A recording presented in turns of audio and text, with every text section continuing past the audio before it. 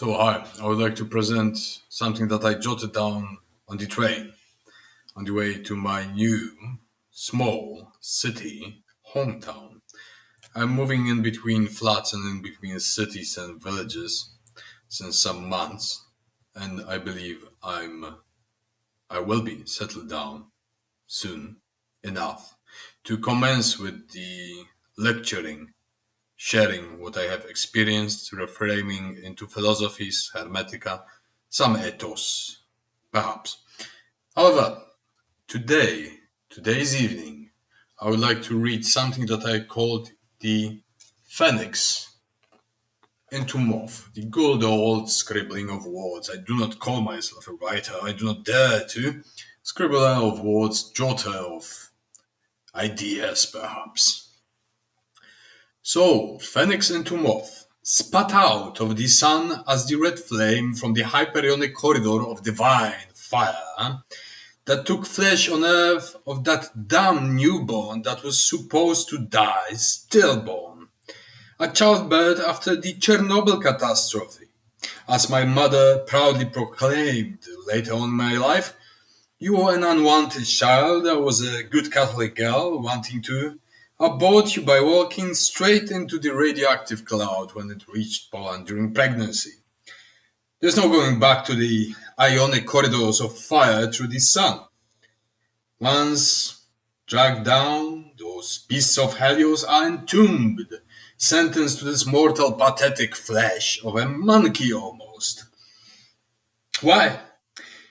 Because our souls, Timos, male anima, female daimons and Junos, the geniuses, bathed in physis of flesh, Aphrodite genetics of nature, reproduction, sexual functions, all that the organism, the flesh, are polluted by it. Not to lead to some self-bashing of the flesh, as is the Judeo-Christian favorite sport, but affirmation of flesh in harmony. However, still it is a tomb. Only absolute purification leads to re-entering throughout the divine fire, like in the Odyssey. The Penelope is at the very last throughout the cosmic sojourns and journeys and traveling with your souls and spirits throughout the space. Through which star do you dare to re-enter the divine streams, the Hyperionic fire, to join the Trisagion?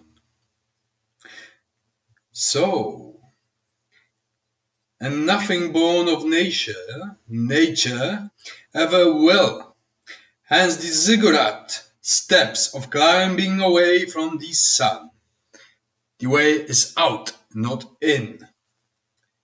Conquering and correlating the natures of these spheres within, the planetary natures, these spheres, the intelligences associated with them, just to reach that Saturnine Capricorn gateways that lead us to that Odyssey, the cosmic Odyssey of the stars. Once punished like a pariah, traveling and sojourning from star to star, from sector to sector, from world system to world system, like a moth dreaming to re-enter the star, the corridor of fire, this divine intellect. To the bosom of Nyx, to the bosom of the starry Nyx, the starry lady, Magna Mater Kybele, nay. Until when? Until being empty of phenomena of the material world, which is not evil, but it is also stemming from the roots of Tiamatic chaos that ordered the phenomena that descended from the essential philosophies of notions of geometrized divine being coinciding panentheistically with the universe, being empty of phenomena of matter, being as individuated, one and separate yet whole, back to the hyperionic streams, and then joining the Chaldean song of might, force, power, will, and glory, the inceptive force of divine heavens. Truly, stellar. Once more, was it worth to crawl down from hyperionic, Edenic gardens to this lousy lot of mortals on earth, like a serpent crawling back into Eden, Atlantis. But this solar intellect acts its power according to law and necessity, without consideration. What we think as particles of that star, of this hyperionic force above, emerging from the star, stranded, suffocated, and ruined in the mortal tomb. As if a solar dragon we knew what to expect from a human perspective, we would never crawl down these Yggdrasil gardens, then again forces always walk according to time and age. Could the dragons, the great fiery phoenixes, knew what is to emerge on earth?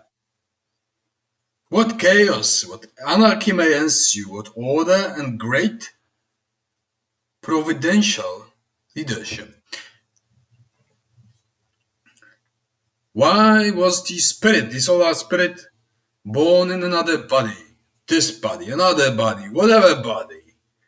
That doesn't matter.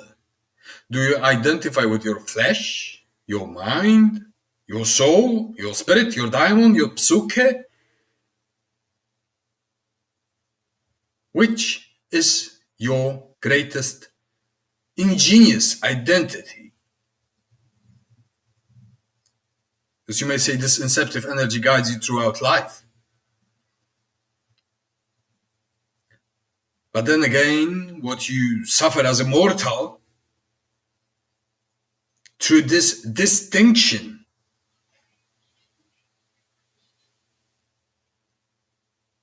doesn't answer the question, why were you born? Why were you born in this flesh, not any other? If you haven't acquired the human mask, the human perspective, why did you lose this fierce purity of greatness? And you know the way is a long journey, because it's a process of purification, planetary, spherical, first from nature, throughout the planets, out of the solar system, then to different worlds, and so on, so on. Then hence you fall, then you rise again, fall and rise again. But that very last star that you will ever encounter on this great voyage is the meeting with Penelope. And the nymphs of the stars are trying to seduce and stop you. But then again you play the game, the illusion, the lila, the great illusion and the play. Because once you are emptied completely of yourself, after mixing with chaos, with phases,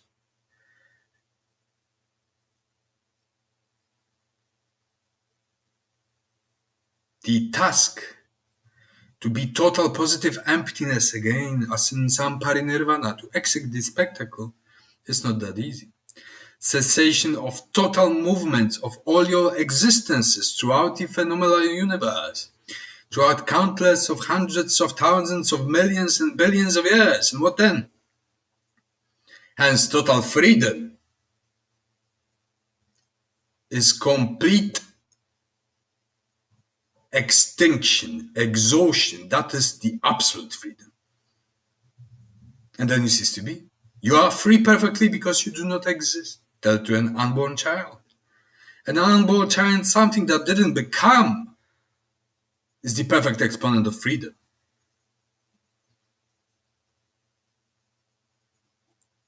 Then again, determinism, determinism, the negation of determinism. It is all the degrees of unfreedom. But the tyche, the chance, within fortunes, the Boetian wheels of fortunes, or fortuna, may make a maggot into a god, and a god into a maggot. It may make a weakling, perchance destroy a giant, a rocker, although he had absolute no chances to perform such a feature.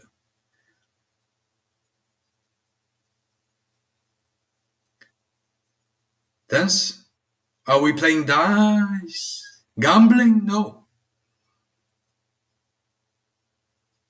We are redefining our humaneness. As one author wrote, I recently talked with a friend of mine, Julia, a great Uranian magician. You forge humaneness, multiply humaneness, you redefine humaneness, you create humaneness from the bestiality of idol of this world. And what you sublimate and rectify in this great alchemy of total forces of sacred chaos and order gives birth in the cradle of gods to new gods. That's why the daring component is to continuously redefine yourself and forge meanings to reach the apex of humaneness. Unlike some crucified pig. Because you are delivering genius and excellence to the outer heavens, to the heavens of the stars. It's not about novelty. It's about the finesse, sublimation of an ingenious movement. And if you're not capable of that, oh well. If you're a child of nature, believing to go to the stars, how do you expect to explore the vastness of the stars, of the greatness, of the terror, catastrophe, chaos, awe, and the apex and zenith of all this? The external borders liminal of everything you can and everything that overpowers you and you cannot imagine. Then stay as a mortal animal, as you are. And even that you can spoil like maggots, your each other's existence. You desire to be gods, but you cannot be humans. You cannot be beasts even. You cannot be worse than animals. Domesticated cattle. One roar throughout the world. Dispersing cattle, commanding them left and right. What's the point? The point of great government is to govern great people. And exceed in competition, in excellence in delivering new humane ideas, new humaneness, new definitions. It is not competition over who's a greater idiot, a greater swine. Casida, eat, drink, procreate, said the king. A pig in a slaughterhouse would say the same like thing before it would be dragged to the slaughterhouse deprived of blood and meat.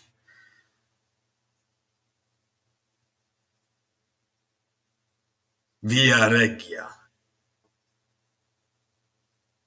Now think. Take the summation of your life, all of your life's movements, all the microseconds, all the tiny little thoughts, movements. What did you aspire to? Inspirations, your skills, your knowledge, your attributes, your experiential vista.